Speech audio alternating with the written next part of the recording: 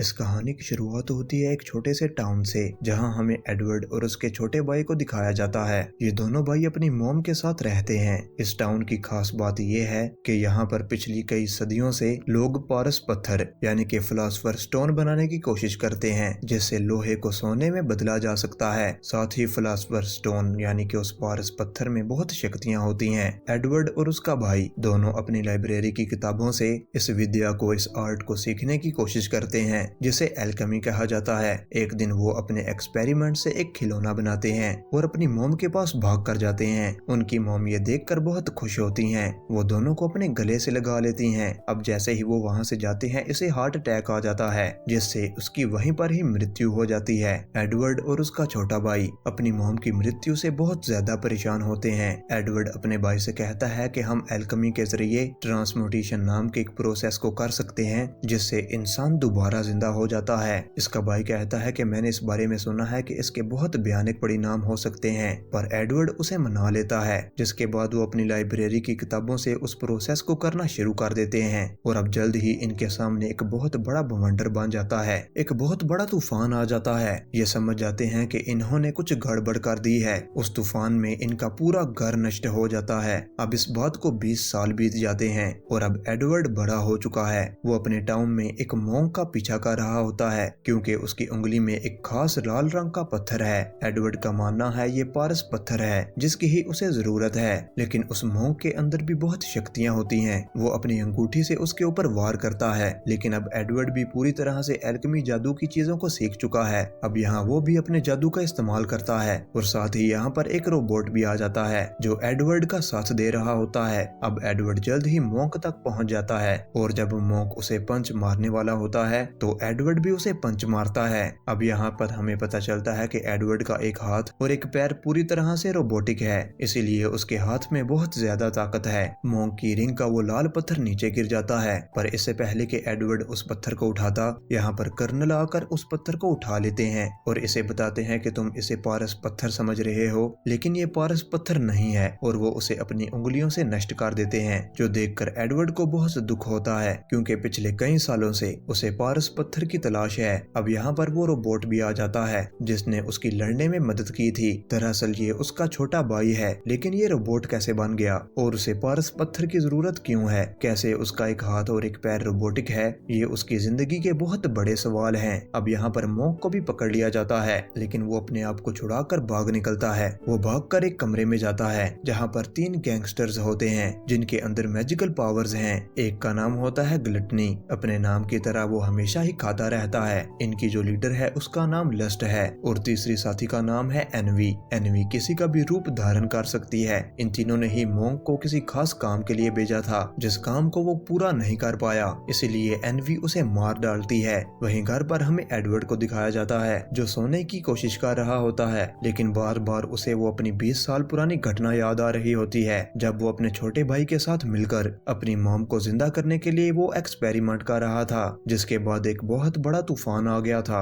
उस तूफान के बाद एडवर्ड के छोटे भाई की मृत्यु हो गई थी और उसका एक हाथ कट गया था, लेकिन एडवर्ड अपने भाई की सोल को वापस लाना चाहता था, इसीलिए वो अपनी शक्तियों से, अपनी मैजिक से गेट ऑफ ट्रुथ के पास जाता है, जहाँ पर इसके गॉड रहते हैं। वो इनसे कहता है कि मैं अपने भाई की सोल को वापस चाहता हूँ। वो इससे कहते हैं कि तुम्हें इसके बदले कुछ ना कुछ सैक्रिफाइस करना होगा, और एडवर्ड को अपने भाई को वापस लाने के लिए अपने पाँव को सैक्रिफाइस करना पड़ता है। उसके भाई की सोल वापस आ जाती है, लेकिन उसके सोल के पास शरीर नहीं है, इसीलिए एडवर्ड ने उसकी सोल को एक रोबोटिक बॉडी के अंदर डाल दिया था, जो हमेशा ही उसके साथ रहता है। वो अपने भाई को किसी भी कीमत पर उसका असली शरीर दिलाना चाहता है, जिसके लिए ही उसे पारस पत्थर की जरूरत है। इसीलिए पिछले कई सालों से वो पारस पत्थर की ही तलाश कर रहा है। एडवर्ड को अतीत की वो यादें हमेशा परेशान करती हैं। अगले दिन कर्नल एडवर्ड और उसके छोटे भाई को और एडवर्ड की बचपन की एक दोस्त जिसका नाम विंड्री है, जो पारस पत्थर ढूंढने में एडवर्ड की मदद करना चाहती है, कर्नल इन तीनों को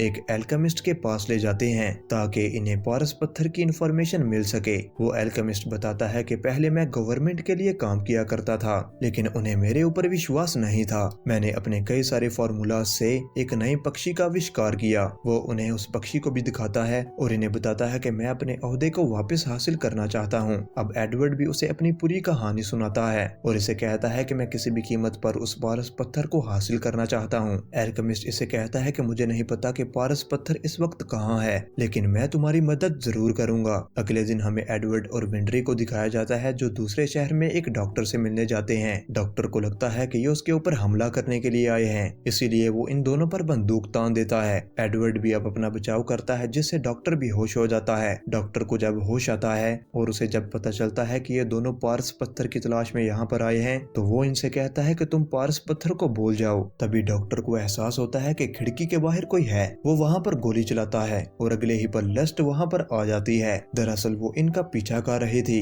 और इसने इनकी सारी बातें सुन ली हैं। अब डॉक्टर उसके ऊपर गोलियां चलाता है, लेकिन उसके ऊपर गोलियों का कोई असर नहीं होता और अब वो अपने लंबे लंबे टेंटिकल से इन तीनों को दीवार के साथ चिपका देती है और डॉक्टर को बुरी तरह से जख्मी करके वहाँ से चली जाती है। डॉक्टर अपनी जिंदगी की आखिरी सांसें ले रहा होता है। वो एडवर्ड को बताता है कि जिस पारस पत्थर की तलाश में तुम यहाँ तक आए हो उसका साइज तुम्हें लाइब्रेटरी 5 में मिलेगा, जो कि एक खुफिया बिल्डिंग है। वो डिफेंस वाली है, यानी कि मिलिट्री उसका इस्तेमाल करती है। एडवर्ड उससे और भी इंफॉर्मेशन चाहता है, लेकिन तब तक उस डॉक्टर की मृत्यु हो जाती है, जिसके बाद एडवर्ड वापस अपने शहर में आ जाता है। अब वो एल्केमिस्ट के घर में जाता है, जहाँ वो देखता है कि एल्केमिस्ट ने एक डॉग और ह्यूमन को मिलाकर एक अजीब से जानवर को बनाया है। वो बताता है कि मैंने इसे अपनी बेटी और डॉग से बनाया है और इससे पहले जो बर्ड मैंने तुम्हें दिखाया था वो मैंने अपनी पत्नी के शरीर को इस्तेमाल करके बनाया था। ये सुनकर एडवर्ड को गुस्सा आ जाता है, क्योंकि इस एल्केमिस्ट ने अपने एक्सपेरिमेंट्स के लिए अपनी पत्नी, बेटी और डॉग को मार डाला।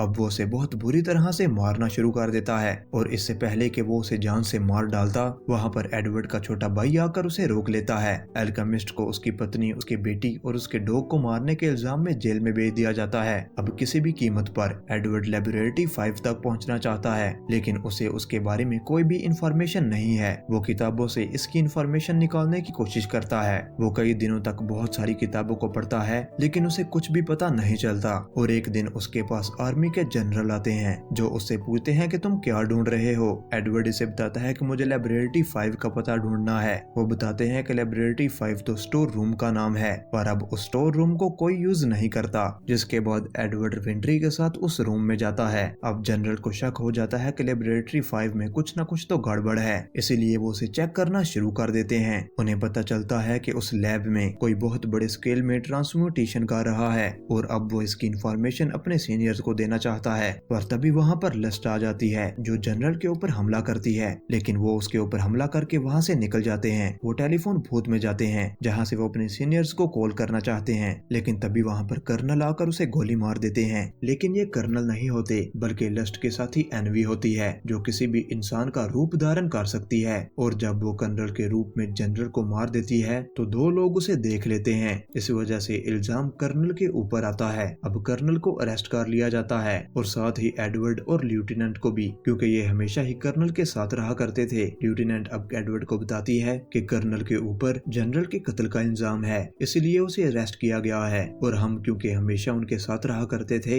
इसलिए गवर्नमेंट को शक है कि हम भी उनके साथ मिले हुए हैं। वो इसे बताती है कि एल्केमिस्ट भी जेल से भाग चुका है और अब ये दोनों भी यहाँ पर गार्ड्स को बेहोश करके यहाँ से भागने में कामयाब हो जाते हैं। जिसके बाद ये लैबोरेटरी 5 में जाते हैं जहाँ पर पहले से कर्नल होते हैं। तभी उनके सामने एक ऑफिसर आ जाती है जो उन्हें अरेस्ट करना चाहती है, लेकिन कर्नल के पास भी एल्केमी का ज्ञान है। उन्हें पता चल जाता है कि उनके सामने जो ऑफिसर खड़ी है वो असली नहीं है, क्योंकि उसके गाल पर जो तिल होता है वो सही जगह पर नहीं बल्कि दूसरी जगह पर होता है। इसीलिए वो अपनी एल्केमी के पावर से उसे जला देते हैं और अगले ही पल वो एनवी बन जाती है। दरअसल ये एनवी ही होती है जो ऑफिसर का रूप धारण करके यहाँ पर कर्नल को पकड़ने के लिए आई थी। अब यहाँ पर लस्ट और ग्लटनी भी आ जाते हैं। अब लस्ट अपने लंबे टेंटिकल से कर्नल को जख्मी करके वहाँ से चली जाती है। एडवर्ड उसके पीछे जाता है, लेकिन वो उसे कहीं भी नहीं दिखती। अब वो उसे ढूंढते हुए एक कमरे में पहुंच जाता है जहाँ पर बहुत बड़ा सर्कल होता है। ये उसी तरह का सर्कल है जिस सर्कल के चारों तरफ उसने बचपन में अपने भाई के साथ अपनी मॉम को जिंदा करने का एक्सपेरिमेंट किया था।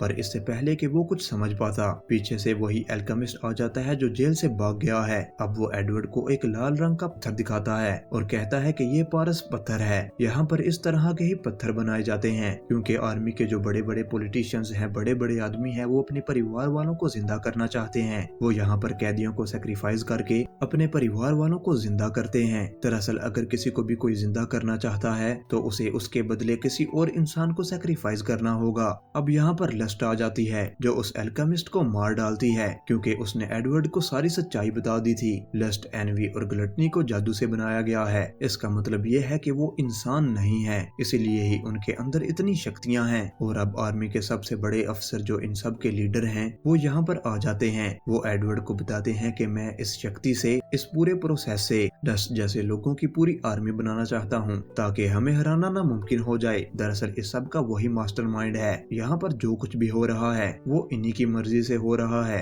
और अब वो यहाँ की लाइट्स को ऑन करते हैं। एडवर्ड देखता है कि ऊपर हजारों की तादाद में क्लोन्स लटके हुए हैं जो कि एक तरह के रोबोट्स हैं। और अब वो एक मशीन के जरिए उन सब के दिल तक पारस पत्थर को पहुंचाते हैं जिससे वो सब के सब जिंदा हो जाते हैं। लीडर अपनी इस कामयाबी पर बहुत खुश होता है। वो उन सब के सामने जाता है लेकिन उसे ये नहीं पता होता कि ये किसी के भी गुलाम नहीं है, इसीलिए वो लीडर को ही मार देते हैं। ये एक तरह के रोबोटिक क्रिएचर्स हैं। और अब इससे पहले कि ये एडवर्ड पर हमला करते, एडवर्ड के सभी साथी यहाँ पर आ जाते हैं जो उन रोबोट्स को मारना शुरू कर देते हैं। लेकिन रोबोट्स की तादाद बहुत ज्यादा होती है इसलिए उन्हें मारना नामुमकिन है। अब ये सब अपनी जान बचाकर बाहर आ जाते हैं जहाँ पर पहले से ही लस्ट खड़ी होती है। कर्नल अपनी फायर वाली पावर से उसके ऊपर हमला करते हैं लेकिन उसे बार बार मारने के बाद भी वो दोबारा जिंदा हो जाती है। इन्हें पता चलता है कि उसके दिल के अंदर पारस पत्थर है और ये जब तक उस पत्थर को नहीं निकालेंगे उसकी मृत्यु नहीं होगी। और अब एडवर्ड, उसका भाई और वो कर्नल तीनों मिलकर इसके ऊपर हमला करते हैं। कर्नल अपनी जान पर खेलकर उसके दिल से उस पारस पत्थर को निकाल लेते हैं जिससे उसकी वहीं पर मृत्यु हो जाती है। और एनवी को ये पहले ही मार चुके होते हैं। और अब जब ग्लटनी देखता है कि लस्ट मारी जा चुकी है तो वो वहाँ से भाग निकलता है। अब कर्नल के हाथ में पारस पत्थर है जो वो एडवर्ड को दे देते हैं और कहते हैं कि तुम इस पारस पत्थर से अपने भाई के शरीर को वापस ला सकते हो। अब एडवर्ड उस पत्थर को ले लेता है और अब वो एक बार फिर से मैजिक करने लगता है